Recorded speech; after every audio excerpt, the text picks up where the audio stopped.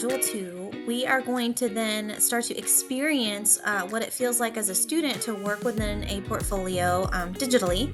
Again, you'll see that this module is also approximately 1 hour. If you notice it's taking additional time than that, then I would go ahead and stop and move on to the next module. But we will begin with our overview and to-do list, which looks very similar to our previous module. We have our summary, which gives a very brief overview of everything we cover, and then this to-do list, which helps you kind of navigate what we need to accomplish. So the first thing we're going to do is we're going to experience how to curate different forms of data in a digital portfolio sample. And then we'll investigate individualized and personalized student data tracking, and then we'll reflect on the experience. So what you're going to do is you're actually going to move into a kind of a fake portfolio. Now, it is built to feel like what a student would experience, but obviously we're not students, so we can't track data throughout the summer. So it's kind of got a twist on it for you as a teacher to be able to input your own data. And we'll kind of look at that here in a second. But notice that there is lots of different ways to set up a portfolio digitally, which is kind of the whole point and benefit. So this is just one example of how to do that. And then as you move through the portfolio, you're going to see that there are some little teacher tips that kind of point out some other things to think about as you might plan on implementing this in your classroom. So you'll click on this icon here to take you to your sample portfolio. And so you'll see it takes us then to a module in Canvas, which is part of our course. And it kind of explains why it's divided out separately. So you'll see that there are headers that are used to organize your portfolio. And this could be something that you implement for your students as well if you planned on creating Canvas as your portfolio tracker. So you have an academic portfolio section, a discourse portfolio section, and then a personal space portfolio section. So you can kind of start here with tracking your progress, which is the academic portfolio section. And you can see that there is a little bit of an introduction here at the top. And then there is a GIF showing you how to complete the tracker. So, and then here's your teacher tip. You'll just simply connect your drive so that it will open up the document with your particular copy to be able to track. And so we have this example academic tracker here.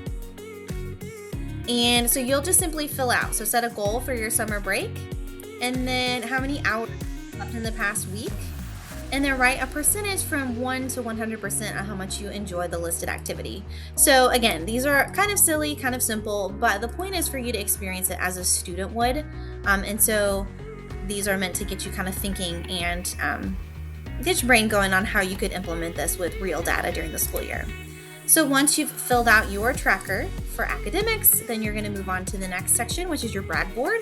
So this is meant to emulate the feeling of a student being able to input things that they're proud of. So you can see a GIF, again, showing you how to fill out this portion of the tracker.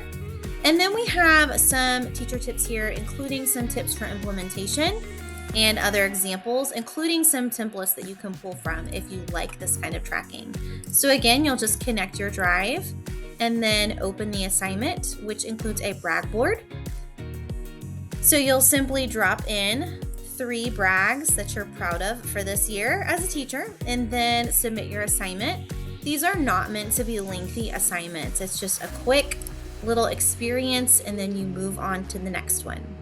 The next is a discourse portfolio tracker. And so again, you have your teacher tips with tips for implementation and other examples and templates.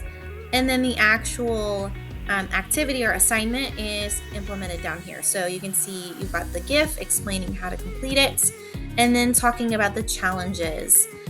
So when you're implementing student discourse, what are some of the challenges that you face? And this is a discussion board, so this would be a great way to track student discourse in your class by having a running list of discussion boards for them to respond to. The next is a MySpace Padlet, which is that personal space where a student can set personal goals.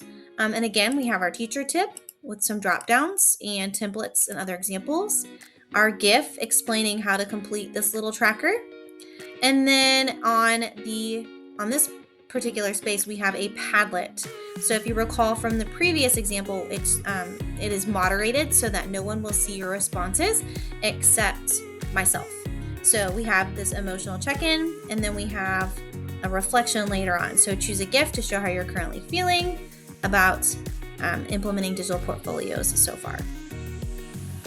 So once you have completed this, then you have moved through the experience, and so then you have completed the module, and you'll move on to module 3, which is where we actually start some implementation for you. So if you have any questions, you can always go back to the beginning of this video and view it again, or reach out to me and I'd be happy to help support you.